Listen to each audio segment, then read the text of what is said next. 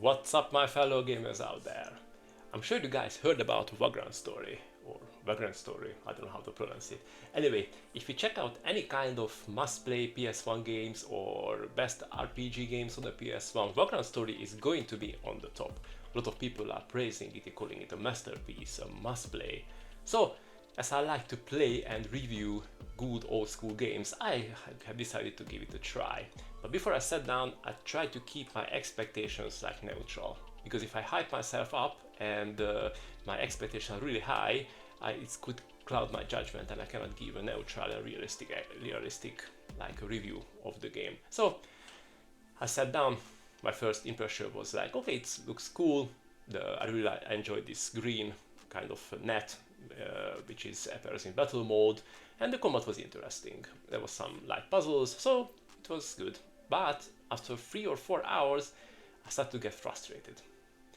I felt like I spent literally more time in the menus than just playing the game. I was checking stats and swapping around my gear whenever a new enemy just came into the room or something, and I was like, damn, this game is not that good as I really wanted, and it just I stopped playing it.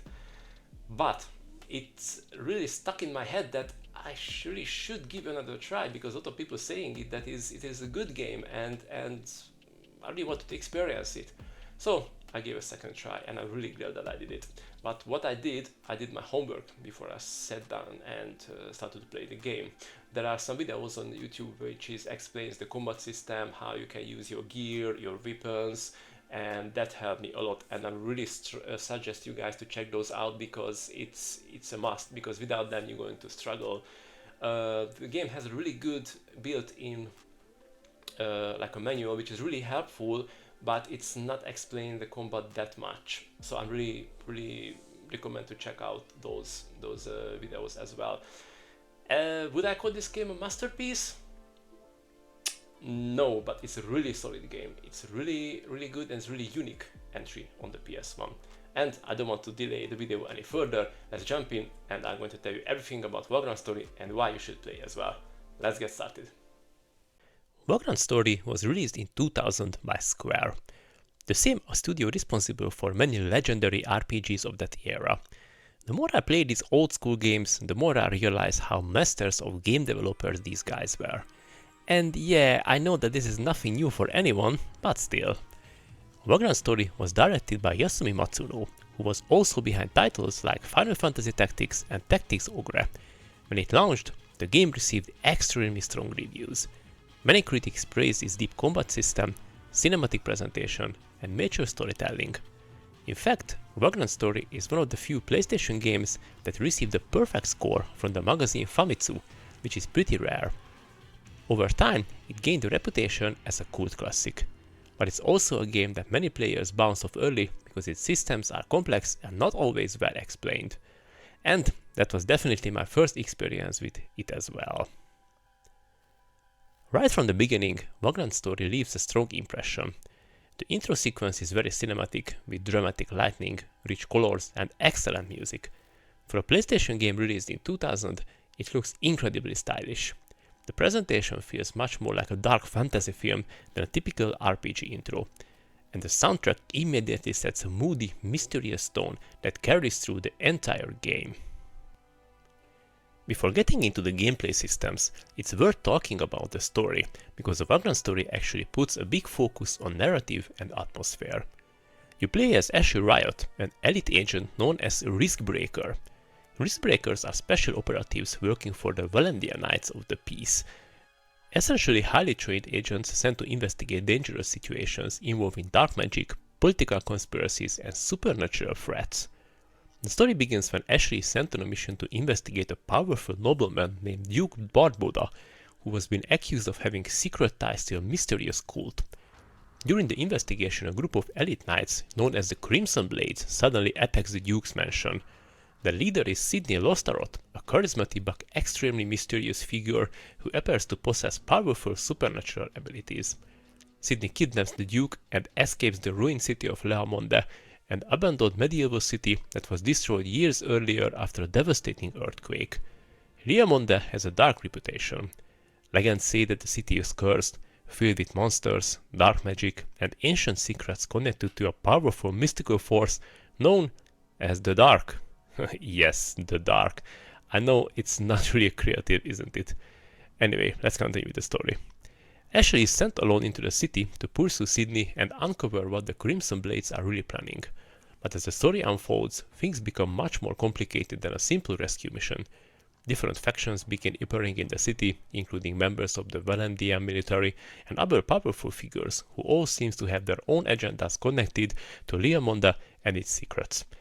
And as Ashley digs deeper into the mystery, the story also begins exploring his own past, his memories, and whether he can truly trust what he believes is real. One of the things that makes the story interesting is its tone. Instead of long traditional RPG cutscenes, Vagrant Story often presents its story through dramatic, cinematic camera angles and short but intense dialogue sequences. The writing is quite mature and political, focusing on themes like power, religion, manipulation, and truth. Because of this, the story can feel a bit complex at times, but it also gives the game a very unique atmosphere compared to most RPGs of this era. I have to say that I really felt this difference. It's hard to describe, but once you will experience it, you will know what I mean.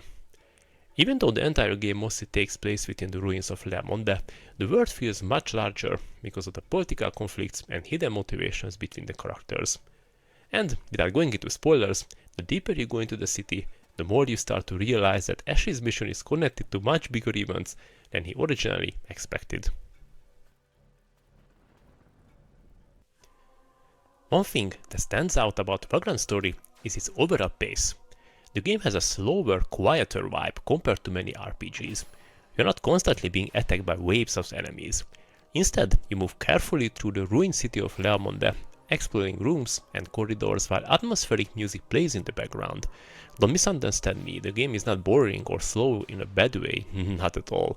It is a different pacing and it perfectly matches the vibe of the exploration. The environments are surprisingly detailed for the hardware. Cathedrals, underground tunnels, abandoned halls, each area feels distinct and interesting to explore. The game also includes some light puzzle solving. Don't worry, nothing complex which would ruin the atmosphere. The most common puzzle involves wooden boxes that you need to push or stack in order to reach higher platforms or hidden areas. They are simple puzzles, but they add some variety and break up the combat and exploration. Luckily these are not so common, so it does not feel like that you are playing a logical game where you have to move boxes around. There is also a very useful map system that shows all exits clearly, which makes navigating the interconnected rooms much easier, and to see where have you been already. Also, there's a neat little feature which is the first-person view mode. At any time you can switch to an FPS-style camera to look around to the environment and see if a doorway is above you or where you have to make your way in the current room. A small but important detail here: when you return to third-person view, the camera will face the direction you were looking. It's a small detail, but it's very useful. And now let's talk about the combat. When you enter the so-called battle mode, combat can be initiated against enemies or objects in the room. When you are in normal mode, your health and mana points are regenerating and the risk meter also goes down, but more about these later. Combat in Vagrant Story is very unique. It's a mix of real-time and turn-based mechanics. When you engage an enemy in battle mode, the game pauses and allows you to target specific body parts like the head, arms or legs. Each body part has a different chance to hit and can affect the enemy in different ways. After landing a successful hit, you can begin chaining attacks. These chains require you to press the button at the correct timing, creating a combo system that feels almost like a rhythm game. If you time your inputs correctly, the chain continues. If you miss the timing, the chain ends. I have to say that this is not an easy task. I failed more times to create a chain than I managed to do so, which is a shame as you can create very powerful combos where you lower their mana points, inflict poison on them and steal health points all in one chain of attacks.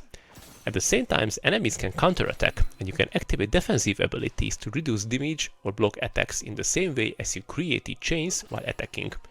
I had to say that the combat is very unique and interesting, and because of the chain system it will never be boring, as you can customize which abilities you will use in your chains.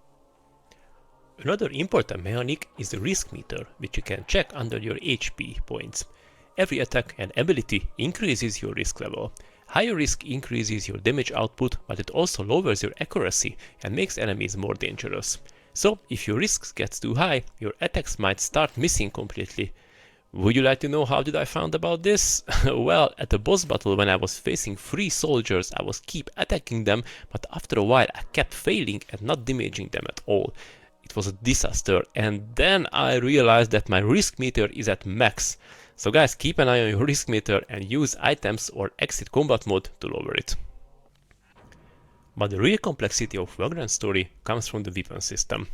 Every weapon has multiple attributes that determine how effective it is against different enemy types. For example, a weapon might have plus 10 against undead enemies, meaning it deals extra damage to undead creatures. But at the same time, this weapon might have minus 5 against humans, making it weaker against human enemies. Weapons can also have bonuses or penalties against other enemy categories like beasts, dragons, or evil creatures. On top of that, weapons also have damage types such as blunt, edged, or piercing. Different enemies have different resistances to these damage types. So, the weapon that works perfectly against one enemy might be almost useless against another. And this is exactly why my first playthrough became frustrating. I constantly felt like I needed to pause the game, open menus and switch weapons just to deal proper damage. After a few hours of that, I stopped playing because I felt that I want to play the game, not spend time in the menus. But after a while, I told myself that this game deserves a second chance. I just had to learn its mechanism. So once I returned to the game and actually learned how its system worked, things started making much more sense. Throughout the game you'll find special rooms where you can repair and modify your equipment. Weapons and armor can be combined to create new gear with different properties. You can also attach gems to equipment, which modifies the weapon's attributes. For example, certain gems might increase effectiveness against specific enemy types or improve particular stats. Over time, you can craft weapons that are specialized for certain enemies or situations. Instead of constantly swapping gear randomly, you start building a small arsenal of weapons designed for different combat scenarios. This crafting system adds another layer of depth, but it definitely requires some patience to understand. And, as I mentioned, I strongly suggest to check out some videos about this topic before you start playing. Once I watched the guide explaining how these mechanics actually work, my second attempt at the game felt completely different. The menus became much easier to manage, combat started to feel more strategic instead of just confusing, and I began to appreciate how much depth the game actually has beneath the surface. Unlocking new chain abilities and defensive skills also makes the combat more dynamic as you progress. Vagrant Story is not an easy game to get into. Its systems are complex and the game doesn't always explain them clearly, however there is a very good and detailed in-game manual which explains a lot, but it's very easy to bounce off from the game during the first few hours. But if you take the time to understand the combat and weapon system, there's an incredibly rewarding experience waiting underneath. The atmosphere is fantastic. The environments are fun to explore, and the combat becomes surprisingly satisfying once everything clicks. It's a slower, quieter RPG that rewards patience and curiosity. And after giving it a second chance, I can definitely understand why Vagrant Story still appears on so many lists of the best games on the original PlayStation. So, should you play Vagrant Story? Yes, definitely. But before you start to play, as I mentioned, check out those videos where the fellow YouTubers are explaining the combat system and the basics what you have to know. Without that, you're going to struggle, so I really recommend to check those out and you're going to have a really easy time then. The game is really good, there are no difficulty spikes, and I have to say that the combat is very unique. And this really interesting and special entry on the PS1 library. I played a lot of games, but I never experienced this kind of complexity. The battle and the whole experiences feels like a tabletop RPG when you're checking the stats of different weapons and okay, you're not rolling dice here, but it feels like that when you just creating new gear for yourself in those rooms where you can combine them, repair them, and the magic, it's a very good and very unique experience. Is it going to be my all-time favorite or my favorite PS1 game? No, probably not, despite this is a very solid game. But however, I'm going to give a second playthrough in a few years because it's definitely worth it. It's really interesting and really solid game. What I really enjoyed is that the pacing is not that crazy. it's like a chilled experience. The music is fantastic. This really matches the atmosphere. You're just going through these dark hallways and really nice lightning around you, and you just the experience itself as you just explore these dungeons, the halls, and as the story is unfolds, it's a very good experience. So I definitely recommend to give this game a try, and let me know how did you enjoy it. Thank you for watching this video. I hope you find it useful, and I'm going to see you in the next Backlog Quest video. Bye bye.